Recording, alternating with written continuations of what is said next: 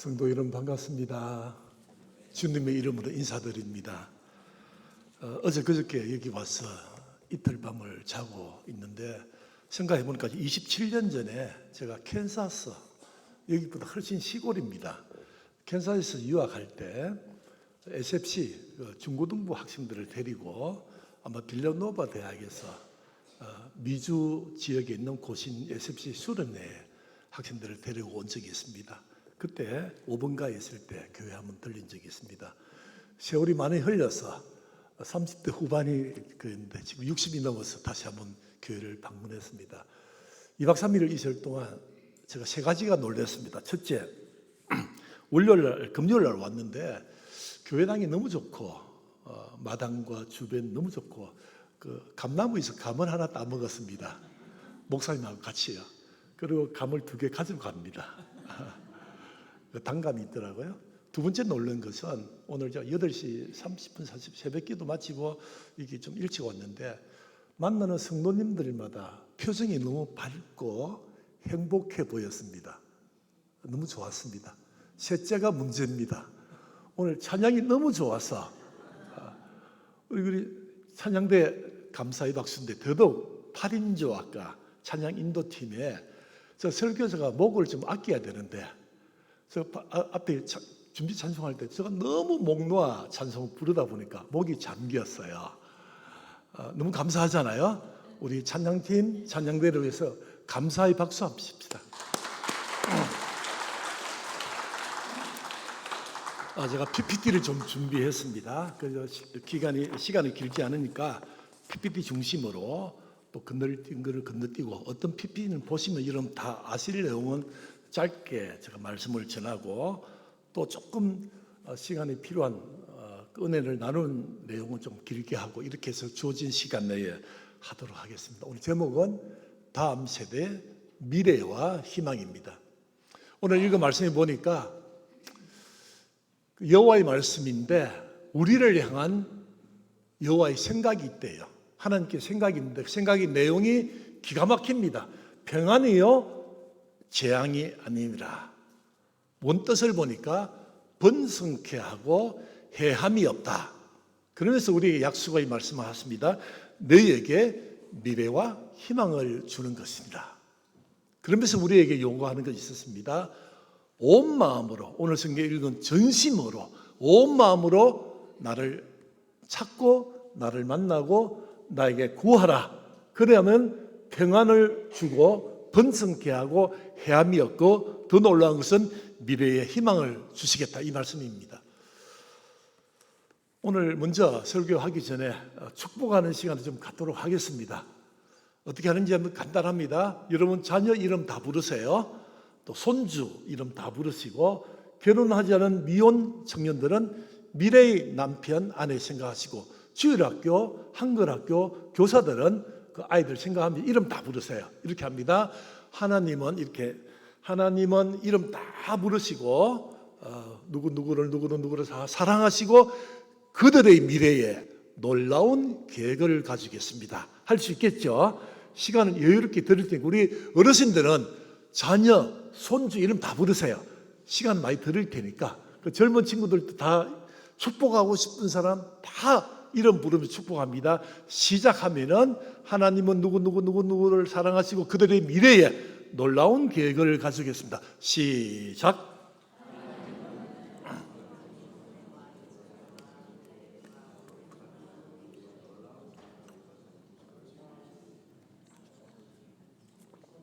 계속 하세요.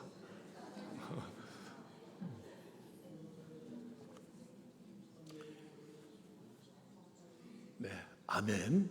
앞으로 매일 기도하실 때 자녀, 손주들 이름 다 부르시고 자기에 맞던 학생들 이름 다 부르시고 친구들 이름 다 부르시고 축복했으면 좋겠습니다. 여러분 자녀 교육, 다음 세대 교육의 중심축이 어디입니까? 학교입니까? 가정입니다. 가정. 물론 가정, 교회, 학교가 연계해서 자녀, 지금 저는 이야기하는 아이들 일반 교육이 아니에요. 교과 교육, 진로 교육이 아니고 자녀 신앙 교육을 이야기하는 겁니다. 자녀 신앙 교육의 중심은 가정입니다. 출발도 가정이고 끝내는 것도 가정입니다. 여러분, 자녀 교육, 다음 세대 교육 쉽습니까? 어렵습니까? 저를 보고 솔직히 말하세요. 자녀 교육 무거운 짐입니까? 기쁨입니까? 정확하게 말하세요. 다시 묻습니다. 교회나 가정에서 자녀 다음 세대 신앙교육 무거운 짐입니까? 기쁨입니까? 기쁨일 때도 있고 무거운 짐일 때도 있습니다. 제가 노래 하나 부르겠습니다. 불러도 됩니까? 안 됩니까? 찬송가입니다. 무거운 짐을 나 홀로 좀 너무 높죠? 좀 낮출게요. 무거운 짐을 나 홀로 지고 견디다 못해 쓰러질 때. 찬송가 몇 장 몇 절 가사입니까? 아시는 분은 오늘 점심 식사 제가 대접하겠습니다. 무거운 짐을 나 홀로 지고 견디다 못해 쓰러질 때. 그 다음 구절이 있거든요. 찬송가 330까지 간 거예요. 337장 제가 앞구절 부릅니다. 나머지 구절 같이 부릅니다. 무거운 짐을 나 홀로 지고 견디다 못해 쓰러질 때.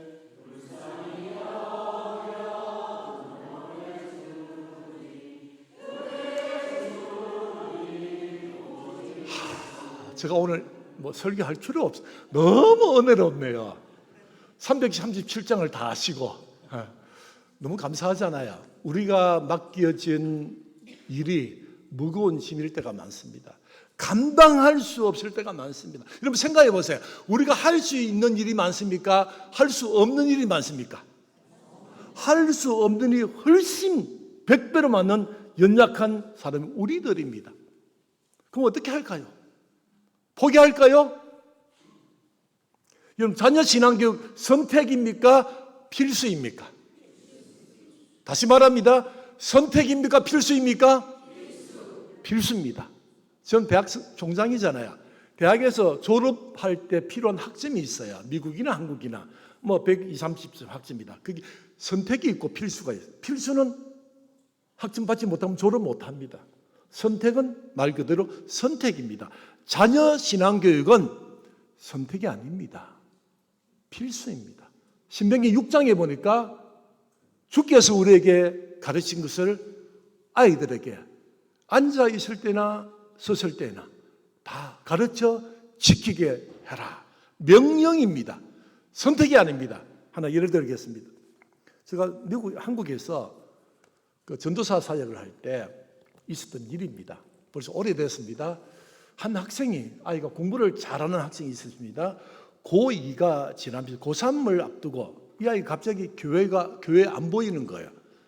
그때는 안수 집사님 아들인데 지금은 장모님 군사님 아들입니다. 그래서 내막을 알아보니까 이 아이가 공부 너무 잘했어요. 0.1% 들은 아이입니다.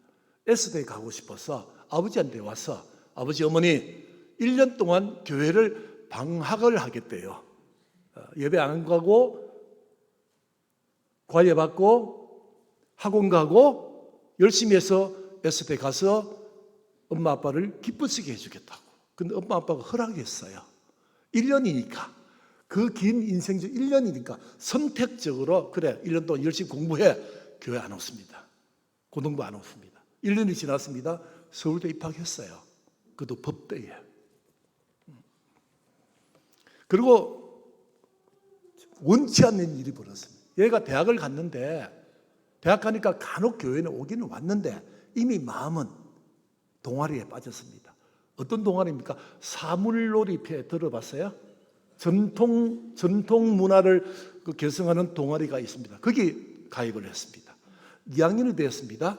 교회도 띄엄띄엄 왔습니다. 2학년 때 무슨 일이 벌어진 거면 축제할 때마다 동아리 제사를 지냅니다. 특히 전통 문화 동아리이기 때문에 그 제사를 지내는데 제사를 인도하는 제주가 있어요. 보통 동아리 회장이 3학년이 하고 이 친구는 총무 2학년입니다.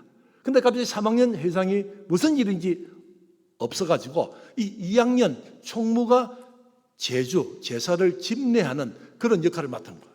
그 집에 와서 교회 다니는 게 있으니까 엄마 아빠한테 상담을 한 거죠. 그래서 안 했습니다. 다행이죠. 그리고 지금 걔가 지금 40대 중반이거든요.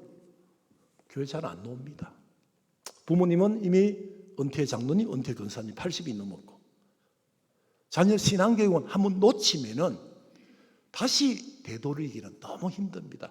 너무 무거운 짐입니다. 다시 이야기합니다. 자녀 신앙교육은 필수입니다. 선택이 아닙니다. 내 품 안에 떨어진 자녀더라도 결혼해서 분가를 하고 타도시에서 대학을 다니고 군대 다니고 다른 직장에 있더라도 항상 자녀 신앙교육은 여러분 관심에서, 여러분 기도 제목에서, 여러분 삶 속의 중심에서 있어야 됩니다. 오늘 제가 세 가지를 이야기합니다. 첫째, 우리 다음 세대, 우리 자녀들을 위해서 세 가지인데, 첫째로는 온 마음으로 오늘 말씀대로 여호와를 찾고 만나고 여호와께 구하자. 그런데 부모부터 먼저 영적인 체험이 있어야 됩니다. 부모가 먼저 영적으로 체험을 하고 회복을 하고 도약을 해야 자녀들도 함께 따라옵니다. 자녀 신앙교육 얼마나 어우는지 제가 하나 예를 들겠습니다. 저는 딸아들이 있습니다. 지금 31, 29입니다. 둘째 애가 제가 유학할 때 태어났습니다. 시민권이 있고 지금 내일 모레 가서 만나는데 샌프란시스코 있어요.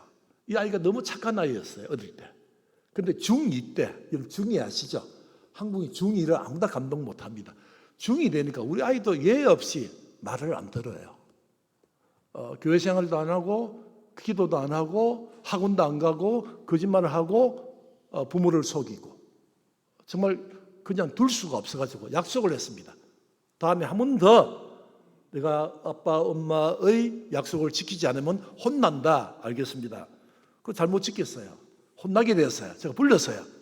오늘 혼난다. 알겠습니다. 어떻게 할까? 때리세요. 저는 절대 손으로 감정이 개입되어 있는 얼굴이나 가슴이나 때리지 않습니다. 여러분 뭘 가지고 때립니까? 아이들을? 해초리죠. 그래서 제가 아들한테 야 올라서 종아리 걷어. 그리고 저 허리띠를 풀었어요.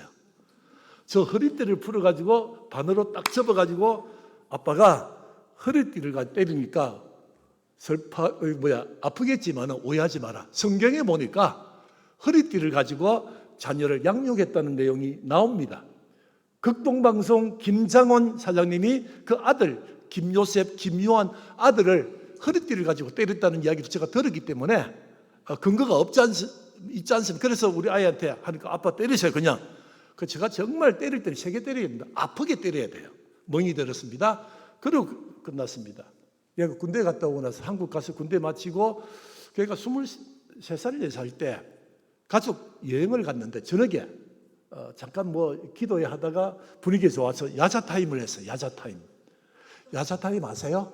하고 싶은 말 다 하기예요. 우리 집사람도 이야기하고 우리 장모님, 근사님도 이야기하고 근데 아들 순서 되는 거예요. 아들이 딱 이야기해요. 아빠 9년, 10년 전 기억나세요?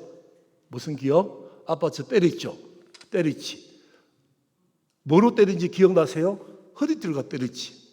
그때부터 애가 9년 동안 쓴뿌리가 있었는데 아픔이 있었어요. 치유가 안 됐어요. 아빠는 너무 이해를 못하고 싫어했어요. 왠지 아세요? 허리띠를 가지고 맞고 나서 밖에 나 친구들한테 다 물어봤대요. 야 너희들 중에 아빠한테 맞은 사람 다 맞죠? 허리띠를 가지고 맞은 사람은 우리 아들 뿐인데요. 그 이해가 안 되는 거죠. 중2가. 아빠는 나를 너무 싫어하는구나. 회초리로 때리는 거는 이해되는데 허리띠를 때리는 거 이해가 하여튼 애 입장에서 그 이야기 듣고 제가 무릎 꿇고 아들 손잡고 우리 집사람, 우리 근사한 어머니 딸을 다 같이 내가 미안하다 아들아.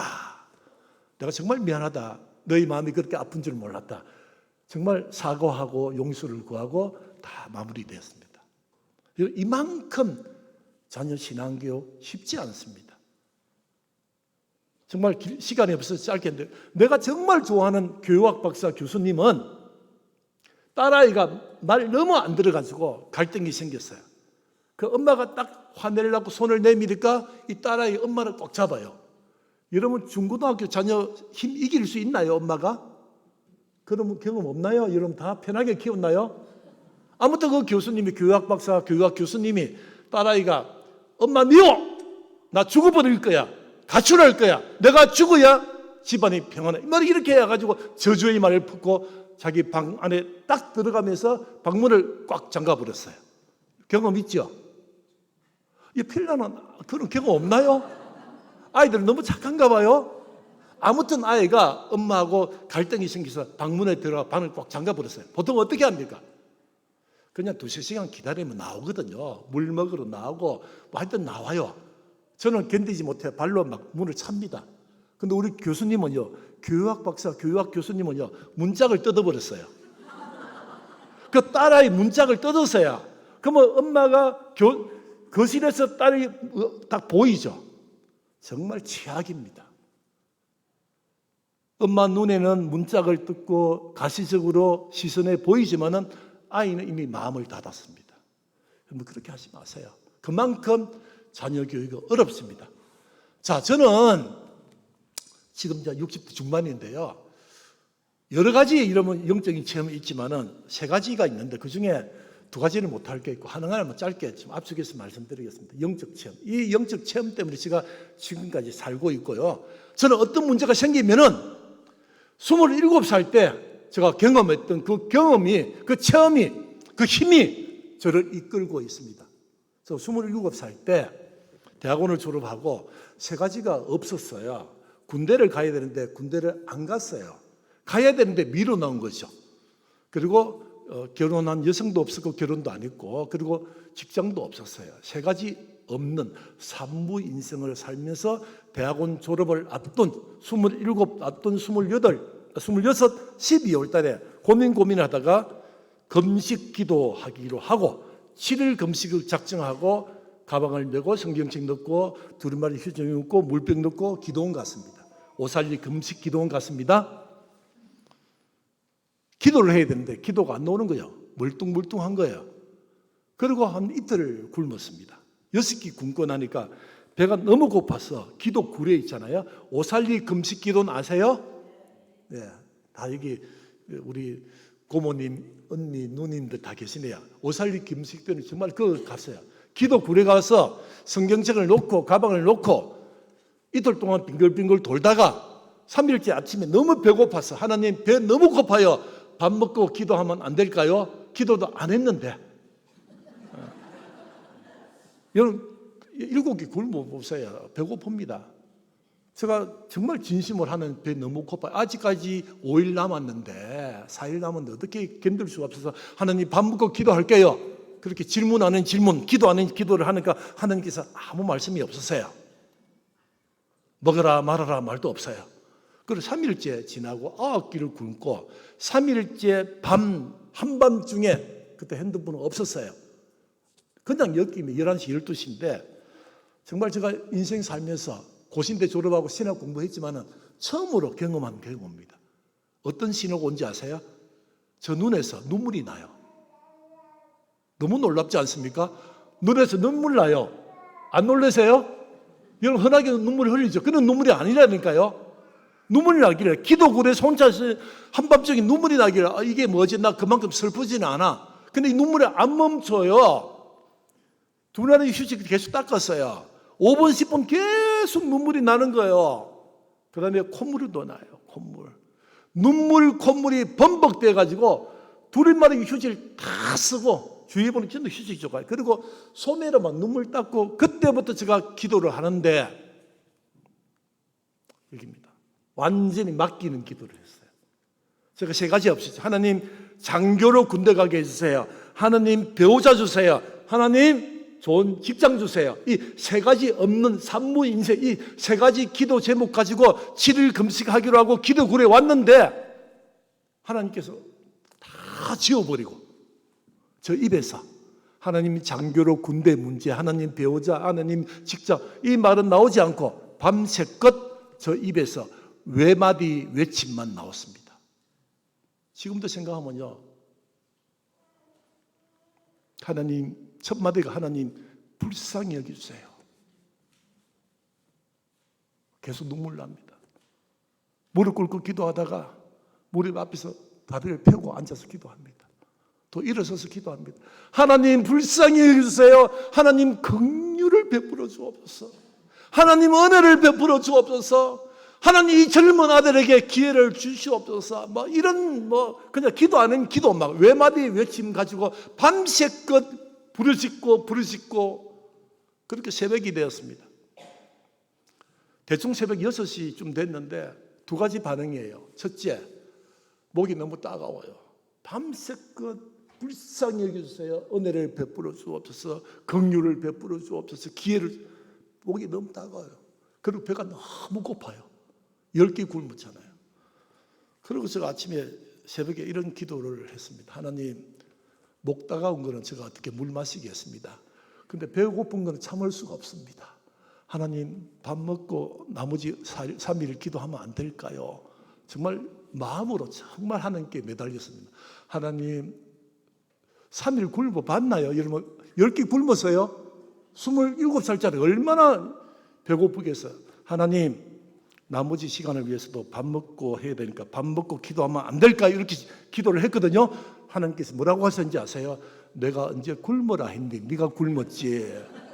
그냥 느낌에 내가 7일 금식하든 4일 금식하든 3일 금식, 그거는 내한테 중요한 게 아니야. 며칠이 중요한 게 아니야. 얼마나 나에게 맡기는가. 네 모든 것을 세 가지 없는 것, 이거 말고 정말 지금 네가 내한테 다가오는가, 네 인생을 다 나에게 맡기는, 이거 보시는 것 같아요.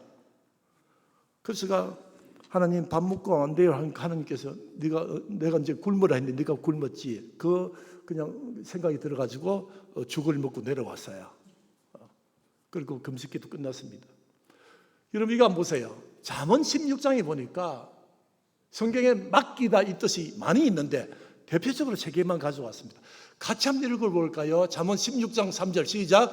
너희 일과 행사를 여호와께 맡기라. 베드로전서 5장 7절 시작. 너의 염려를 맡기라. 시편 37편 시작. 내 길을 여호와께 맡기면 어떻게 합니까? 그가 이루시고 그가 세우시고 그가 돌봐주시고 그가 이루신다. 여러분 맡긴다는 게 보통 맡기는 게 아니에요. 좀 설명할게요. 맡긴다는 헬라 히브리어의 뜻을 보니까 편편한 평지에 둥근 구슬을 올리나요? 그죠? 그럼 어디로 굴러갈까요? 그나마 조금 낮은 데로 굴러가죠. 자, 여러분 플랜 짰어요. 사업 계획을 짜고 자녀 진로 탐색, 진로 지도 여러분 다 목회 계획도 다 있지 않습니까? 다 올려놨어요. 여러분은 왼쪽으로 가려고 플랜을 짰어요. 근데 뭔가 환경이나 돌아가는 모든 일에 왼쪽으로 가지 않고 오른쪽으로 가는 거예요. 그럼 여러분 어떻게 합니까? 이게 하나님의 뜻이다. 오른쪽으로 완전 맡깁니까? 다시 구슬을 집어가지고 다시 플랜을 다시 짜가지고 다시 여러분의 의지와 여러분 경험과 여러분 지식에 근거해서 왼쪽으로 자꾸 가려고 밀어넣어요. 이게 맡기는 게 아니에요. 맡긴다는 것은 하나님이 왼쪽으로 가면 가는 거고 하나님이 오른쪽으로 가면 오른쪽이요. 앞, 뒤로 그냥 하나님께 다 맡기는 거예요. 이게 성경에서 말하는 맡기는 거예요. 저는 간절한 마음으로 하나님 장교로 군대 가기 27살에 병으로 갈 수 없지 않습니까? 배우자 주세요. 직장 주세요. 정말 저는 이게 3가지가 나한테 전부 다인데 3가지 때문에 기도원 갔는데 이거는 중요하지 않고 하나님께 내 마음을 완전히 사로잡아가지고 긍휼을 구하고 은혜를 구하고 불쌍히 여겨주시옵소서. 하나님께 완전히 꽃가루지겠다. 예레미야의 2장 9절을 보니까요, 기도하는 장면이 나오는데요, 머리를 양무릎에 넣는 기도가 나옵니다. 예레미야가 2장 9절에. 그 자세가 쉬운 게 아니에요. 그만큼 완전히 꼬꾸라져야 돼요. 완전히 다 하나님께 맡기는 것이 맡기는 거예요. 저는 그 경험을 하고 나서 8개월 지나고 나서 아까 제가 기도 내려왔잖아요. 3일 만에 내려왔어요. 근데 하나님의 인도가 얼마나 놀라운지 아세요? 8개월 후에 장교를 가고 육군 중위를 달고 부대 배치받아가지고 사단장님께 전입신고를 하고 딱 전입신고 행정동을 나서서 부대에 있는데 저 눈앞에 8개월 전에 기도했던 오살리 금식기도는 바로 눈앞에 보였습니다. 3년 동안 오살리 금식기도 앞에서 군대 생활을 했습니다. 그리고 1년 반 만에 군대에 있을 때 군인 앞에서 살면서 결혼했습니다. 그리고 제대하자마자 현대그룹에 입사했습니다. 자동차에 제가 기획실 인사부 근무했습니다. 이 저 자랑이 아니고요. 저 세 가지 없는 거를 구하지 않고 완전 다 맡기니까 하나님께서 8개월 만에 1년 반 만에 3년 동안 세 가지 없는 걸 다 채워주었습니다. 이 하나님 방법이에요. 제가 똑똑해서 아닙니다. 하나님 저를 불쌍히 여겼어요. 여러분 다음 주부터 기도해야 하잖아요. 하나님 불쌍히 여겼어요. 긍휼을 베풀어 주옵소서. 둘째, 우리의 미래에 희망을 갖기 위해서는 열왕기상에 보니까요. 상에 보니까 솔로몬이 하고 싶은 계획이 있었어요. 정말 근사한 플랜 두 가지입니다. 성전을 짓고 왕궁을 건축하는 거예요. 다 했습니다. 다 하고 나니까 여호와께서 솔로몬에게 다시 나타나서 하시는 말씀이 나의 눈길과 나의 마음이 이 성전에 머물겠고 이 왕궁에 있겠다. 왕위를 경국해 주겠다. 얼마나 축복의 말씀 하시는지 몰라요. 여기 주목할 것은 다시입니다. 다시. 제가 찾아봤어요. 열왕기상 9장인데 다시라면 이전에 있었잖아요. 3장에 보니까 그 전에 첫 번째 나타날 때 솔로몬에게 필요한 것이 있는데 하나님께서 솔로몬을 너무 예뻐 봐가지고 내가 너를 너무 사랑한다. 너에게 꼭 주고 싶은 것 하나 있다. 하나만 구하라. 뭘 구했나요? 지혜를 구했죠. 장수의 복 구하지 않았습니다. 부자를 구하지 않고요. 남을 미워하는 그 미움을 하나님 빨리 해치워 주세요. 그런 구하지 않고 지혜를 구해서 왕 역할을 잘했습니다. 하나님 덤으로 다 주었습니다. 자, 우리가 살면서 이민사회, 미국 사회에 어떤 일을 하든 여러분 다시의 은혜가 있기를 바랍니다. 하나님, 제가 10년 전에 기도원 가서 은혜 저는 27살 때 은혜 받았잖아요. 그게 저를 이끌어가. 저 36살 때 미국 유학할 때 또 은혜 받아 다 맡겼습니다. 그리고 작년에 고신대 총장으로 부름을 받고 금식하면서 다 맡기고 있는 거예요. 하면요, 맡기는 이 재미를 맛보면요, 계속 젓가락질해요. 여러분, 뷔페에 가면 접시에 모든 음식 다 집습니까? 어떤 음식에 젓가락질을 갑니까? 먹어보고 맛있었던 거. 여러분 좋아하는 음식 그렇잖아요. 신앙도 그래요. 신앙의 재미, 맡기는 신앙을 맡기고 하면 은혜 받으면 체험하면요 계속 영적인 젓가락질을 하는 거예요. 다시가 3년이든 5년이든 해마다 이르든 월마다이든 여러분 다시의 은혜가 여러분 있기를 바랍니다. 너무 오늘날 그리스도인이 힘이 없어요. 왕년에 받은 은혜 가지고 살고 있어요. 왕년에. 나 때는 그렇게 하지 마시고 오늘 필요한 은혜, 내일 필요한 다시의 은혜가 있기를 바랍니다. 제가 너무 저 두 번째 그 하살표 위에 이걸 꼭 이야기해야 될 것 같아요. 제가 작년에 고신대 총장으로 부름을 하고 저는 고신 아들이에요. 아버지가 고신 장로고 큰아버지 다 뭐 고신 목사하고 선교사, 브라질 선교사하고 막 그래요. 그러나부터 고신대 총장으로 다시 부름을 받았는데 작년 11월 달에 서울에 가서 장로님 한 분을 만났습니다. 고신 장로님 중에서 한국에서는 가장 유명하고 그리고 역할을 많이 했던 김경래 그 어르신을 만났습니다. 작년 96세, 올해 97세입니다. 작년 11월 달에 양화진 그 서울에 100주년 선교 100주년 기념관에 그 있습니다. 찾아가니까 아들 같은 총장이 왔으니까 봉투로 격려하시고 두 마디 말씀했습니다. 이 총장 기도하세요. 기도하면은 아이디어가 생기고 아이디어가 생기면 고신대 문제 하나님께서 문제 해결책을 가지고 있다. 두 번째, 본질을 놓치지 마세요. 여러분 고신대 여러분 잘 모르는 분들 아시는 분은 고신대학은요 나중에 말씀드리겠지만 하나님께서 고신교회를 통해서 세우신 고등교육 기관이에요. 지금 좀 어려움이 있지만 회복되고 있어요. 기도하면은 아이디어가 생기고 맞춤형 솔루션을 가지고 있다. 둘째, 본질을 놓치지 마라. 기독교 대학의 본질, 신학교의 본질, 복음의 본질, 고등교육의 본질을 놓치면 존재 이유가 다 사라진다. 맞는 말이잖아요. 제가 학교 가가지고 교직원 만날 때마다 이야기합니다. 우리 기도합시다. 한국에는 한 200개 대학이 있어요. 평가받는 대학이 170개고 부산, 경남, 울산에 23개 대학이 있거든요. 대학 총장들 자주 만나요. 만나면 다 이야기합니다. 한국 대학이 어려워요. 다요. 이유가 다 있는데 다 뭐 어려운데 어떻게 극복하느냐? 경영 원리, 인사 원리, 뭐 온갖 원가, 절감, 재정 원가 뭐 이런 이야기해요. 그 틀린 말이 아니에요. 근데 고신대는 제가 총장으로서 그것 플러스해서 기도하는 것이다. 그렇잖아요. 하나님이 세운 하나님이 대학이기 때문에 세상적인 원리 다 하더라도 궁극적으로 하나님께 다 맡긴다. 이거 가지고 살고 있는 거죠. 은혜 받고 있는 거죠. 회복되고 있습니다.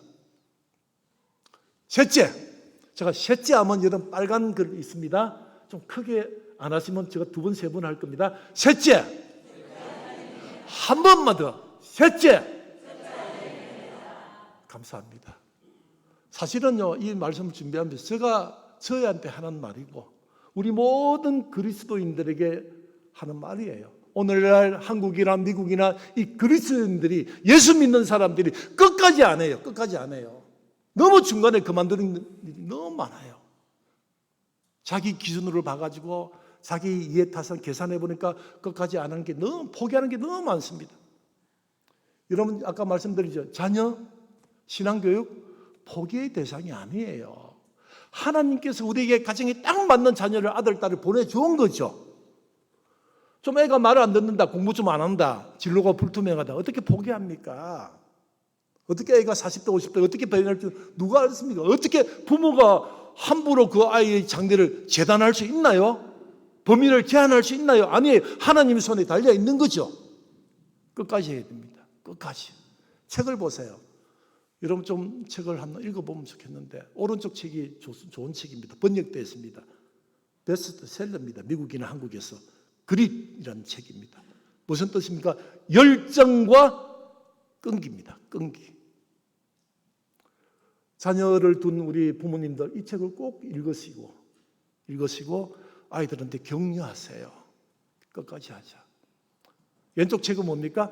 끝까지 해내는 힘. 일본 사람 나카무라 슈지라는 사람이 지은 책입니다. 책 제목이 좋아서 가져왔는데 이 사람이 독특한 사람이에요. 일본의 저 남쪽 지역에 태어났어요. 좋은 대학 못 갔습니다. 그리고 졸업하고 그냥 중소기업에 들어갔습니다. 근데 이분이 노벨 물리학상을 받았습니다. 지금 캘리포니아 대학의 교수로 있습니다. 특징이 뭡니까? 저 지방에 태어나고 지방대 졸업하고 중소기업, 중견기업 갔는데 끝까지 연구실에서 실험 실습해서 인류 사회에 필요한 청색 LED를 개발해서 노벨 물리학상을 받았습니다. 누가 영재입니까? 학문적으로 영재는 IQ 130 이상이 영재입니다. 여러분 중에서 거의 한 5명도 안 될 거예요. 이 비율이. 왜냐하면 1%, 2%가 안 되거든요. 130 이상 영재가. 여러분 거의 다 저나 여러분 다 평범해요. 평균 IQ가 우리나라 사람들이 한국인들 평균 IQ가 100입니다. 100. 100이라면은 95도 있고 98도 있고 108도 있다 그 말입니다. 여러분 혹시나 한국에 계실 때 어르신들 국민학교 다닐 때 IQ 검사했는 기억나죠? 그 IQ 내가 만나보니까 그 IQ 때문에 평생 열등감에 젖어 있어요. 그럴 필요 없어요. 그런 참고사항이에요. 편차가 15예요. 98이나 113이 똑같다 그 말이에요. IQ가. 두 자리 아무 문제 없어요. 우리나라 평균이 100이라니까요. 80이 내려가면 문제가 돼요. 운송이 정도 되고요. 80 중반만 여러분 멕시코는 86이에요 평균이. 우리나라는 100, 102, 103 이렇게 됩니다. IQ 높다고 세상살이 잘합니까? 예를 들까요? 한국의 대표적인 영재, 첫째 영재 210, 지금 62살 김땡땡 평범하게 살고 있어요. 두 번째 영재 송땡땡 27살짜리. 여러분 기억나세요? 한 10년 전에 한국 TV 난리 났죠? 송땡땡 8살에 대학 갔어요. 지금 그냥 평범해요. 또 지금 12살짜리 또 슈퍼 고도 영재 187이 태어났어요. 최근에.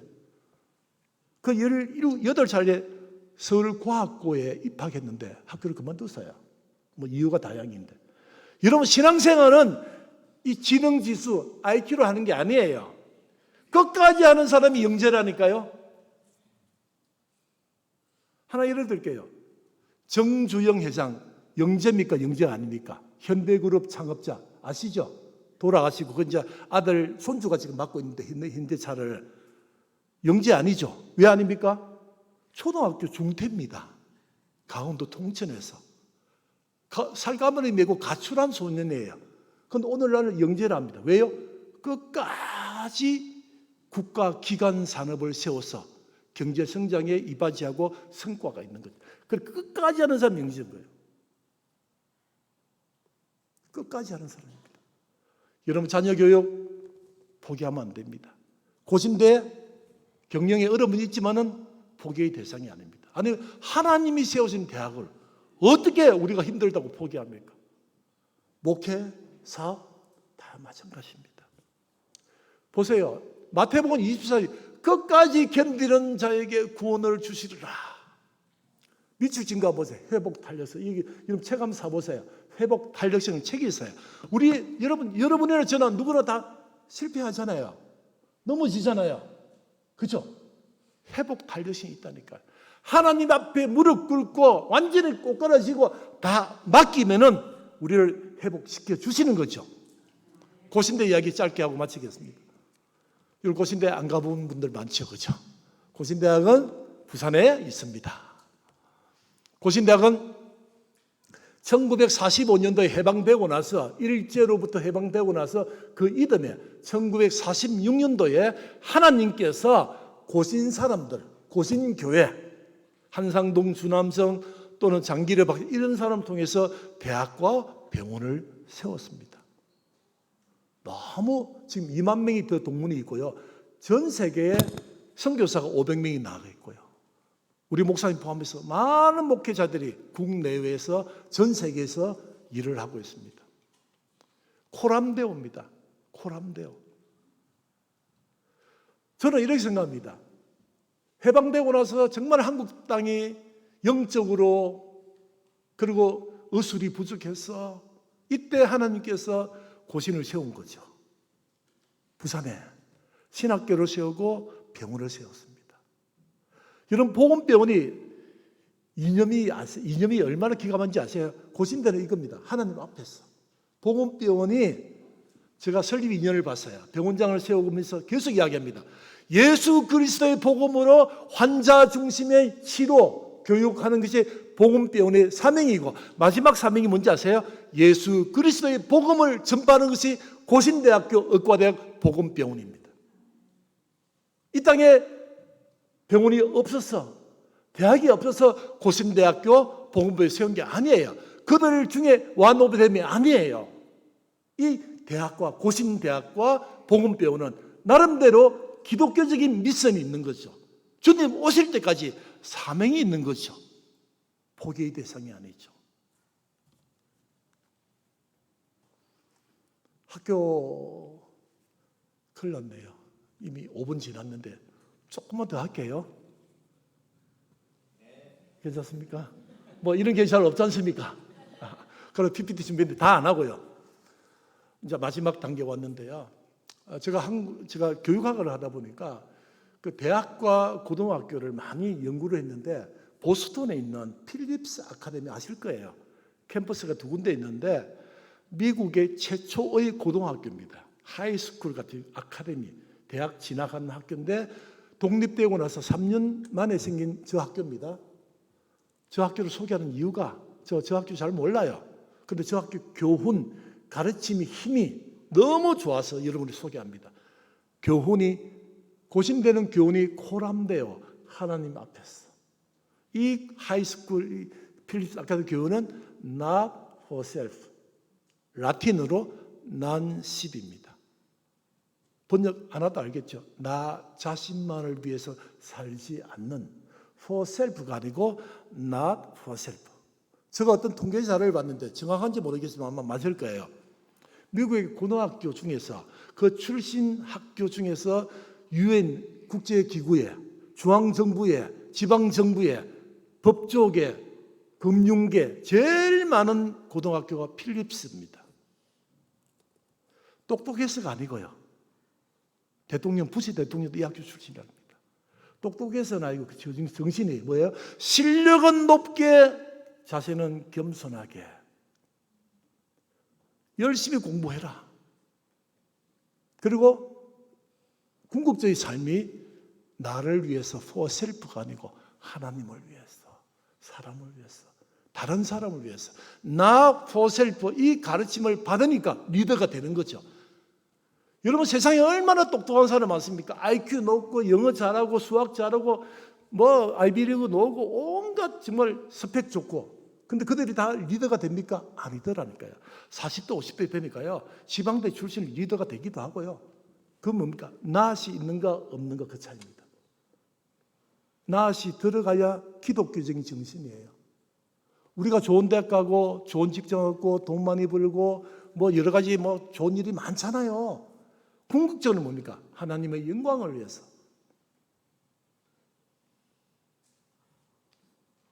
not for self. 마지막 PPT인데요. 제가 얼마 전에 유튜브를 보다가 저 장면이 있어서 제가 딱 이렇게 캡처해서 가져왔습니다. 하버드 졸업식에 있었던 이야기입니다. 박진현은요 이민자 가정에 태어났습니다. 아버지 엄마가 이민 와서 뉴욕에서 그 이발소 미장원 식당에 일하는 가정에서 아이가 태어났습니다. 똑똑해서 하버드 갔습니다. 졸업자 대표가 돼가지고 졸업 연설을 하는 장면입니다. 엄마 아빠가 앉아 앞에 있습니다. 그 엄마 아빠를 소개하니까 우리는 아시안 아메리칸이다 소개하니까 엄마가 아빠가 일하면서 이 뭡니까 이 손마디 굵어지고 온갖 일을 다 했잖아요. 그거를 보고 아이가 이제 자란 거죠. 그걸 하버드 우동 졸업하면서 연설을 시작하는데 저기 앉아 있어요. 엄마 아빠도요. 이렇게 연설이 시작됩니다. 하버드 졸업생 여러분, 동기 여러분, 여러분 정말 행운합니다. 축복받았습니다. 좋은 교수님, 좋은 환경, 좋은 대학에 와서 공부했으면 이런 나가면은 정치인이 될 것이고 법률가가 될 것이고 금융계, 뭐 국제기구에 온갖 다 해서 리더가 될 것입니다. 첫 제목이 뭡니까? 내 재능으로 무엇을 할 수 있을까? 하버드 동기 여러분. 이렇게 시작됩니다. 제가 너무 감동받아 몇 번 봤다니까 이 영상을요. 한국에 오면 꼭 이 친구를 고신대 데려와 특강시키고 싶어요. 그럼 마지막 연설이 뭡니까? 내 재능으로 다른 사람을 위해서 무엇을 할 수 있을까? 하나님이 우리에게 달란트를 주었어요. 각자 잘하는 거 주었잖아요. 근데 그 for self로 끝나면 의미가 없지 않습니까? not for self 들어가야 저는 좋은 자녀 교육 정말 힘 있는 크리스찬이 된다고 봅니다. 하나님을 멀리하지 않고 사람을 귀하게 여기는. 시간이 없어서 이거는 꼭 이야기해야 될 것 같습니다. 저는요 이 교육의 내 기둥만 생각하면은 가슴이 뜹니다. 그리고 제가 그동안 교육했던 거 다시 한번 체크해보고 다시 한번 반성하고 다시 한번 방향을 틉니다. 유엔에서 유네스코 있잖아요. 유엔 교육과학위원회가 있습니다. 유네스코에서 교육의 네 기둥을 제시했는데 제가 이 공부하면 공부할수록 의미가 있어요. 여러분 왜 공부합니까? 첫 번째 알기 위해서 공부하죠. 그렇죠? Learning to know 알기 위해서. 두 번째 뭡니까? 알므로 끝나면 안 되잖아. 삶 속에 적용돼. 그래서 행하기 위해서 to do. 그리고 나만 위해서 말이야. to live together. 같이 공동체 학습이에요. 네 번째가 여러분 좀 강조하고 싶어요. 존재 학습입니다. Learning to be. 비동사 있다. 이렇게 볼 수 있잖아요. 비동사. 제가 왜 이 말씀을 전하는가 하면요. 여러분들이 일반 공교육이든 주일학교 교육이든 교사는 아니지만은 자녀들한테 신앙교사예요. 그렇지 않습니까? 다 교사죠. To be가 뭔가 하면요, 존재를, 나의 존재, 우리 아들, 딸의 존재, 직장 동료의 존재, 이 존재를 인정해야 됩니다. 시간이 없으니까 예를 하나 딱 들면 이러면 다 아실 거예요. 이 예가 너무 지금 저를 은혜에 감동을 줘서 어디 가나 소개합니다. 부산에 젊은 부부가 살았어요. 중학교 교사예요. 같은 학교에 교사 청년 미혼 두 분이 만나가지고 결혼했어요. 그리고 한 분은 이제 전근 갑니다. 다른 학교로, 공립학교 하는데 하여튼 결혼했는데 30 초반인데, 그리고 아기를 낳았어요. 아기를 얼마나 기다리고 기쁩니까? 근데 아기가 3개월, 4개월, 6개월 돼도 눈을 안 맞춰요, 애가. 그래서 혹시나 싶어서 병원 가서 진단해 보니까 선천적 자폐증입니다. 중증 장애인이 태어난 거죠. 이 젊은 엄마가, 중학교 교사가 울부짖습니다. Why me? 왜 내 가정에 이런 장애를 줬나? 내 잘못한 거 없다. 우리 남편하고 내하고 정말 교사로서 정직하게 살고 있는데 왜 이러냐? 어떻게 생각하면 이 아이를 입양기관에 줘서 입양시켜 버릴까? 골목에 버려버릴까? 심지어 고층 아파트에서 이 아이를 안고 같이 떨어져 죽어버릴까? 완전 안 좋은 생각 다 했습니다. 그러다가 교회를 다니게 됐답니다. 교회를 어떻게 갔는지, 어느 교회 갔는지 모르겠어요. 내가 간접적으로 들었거든요. 교회를 갔는데 은혜 받고 나서 이렇게 바뀌었답니다. 이 엄마가 가만히 생각해 보니까 창조주가 계신데, 그죠? 이 아이를, 이 자폐증을 가진 중증 장애인을 세상에 보내기는 보내야 되는데 어디 보낼까? 이제 이 엄마 생각이에요. 하나님이 생각을 했답니다. 어디 보낼까 해서 아시아 보내자. 아시아 중에서 한국에 보내자. 한국 중에서 저 남쪽에 있는 교사 부부에게 보내면은 이 장애를 가진 아이지만 잘 키워줄 것이라고 생각해서 우리 가정에 하나님이 보냈다. 여기까지 이르는 거야. 그때부터 완전 바뀌었습니다. 그 존재가 버려버릴까? 죽여버릴까? 그 부정적인 그 인정하지 못한 그 아이, 핏덩이 아이 존재가 내 아이로, 생명으로, 하나님이 보낸 아이로 인정이 다가온 거죠. 이때부터 교육이 시작됐어요. 사랑과 열정과 기도와 헌신적으로 잘 키워서 지금 10몇 살 살고 있어요. 둘째는 정상인이 태어났어요. 여러분, 교사 여러분, 부모님 여러분들, 정말 이 교육하는 게 힘들어요. 사람을 변화시키기 힘듭니다. 우리 의지로 변화 안 됩니다. 존재를 인정하고 기다려주고 기도해주고 축복해주고 격려해주고 칭찬해주고 안아주고, 그 우리 역할 아닙니까?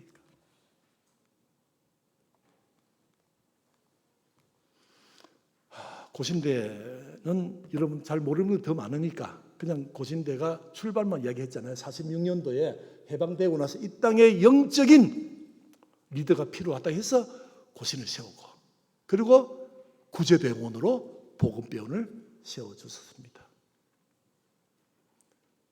경영상에 좀 힘듭니다. 지금 한국 우리 그 대학본에 많은 대학이 힘든데, 저는 이렇게 생각합니다. 재정위기 극복한다. 근데 문제는 뭡니까? 정체성이다. 존재 이유다. 하나님의 대학 회복해서 한국과 미국에 있는 성도들에게 좀 기쁨이 되고 자랑이 되는 고신대학, 고등기관이 되었으면 좋겠고 병원이 되었으면 좋겠다. 여러분, 기도 계속할 수 있어. 우리가 남입니까?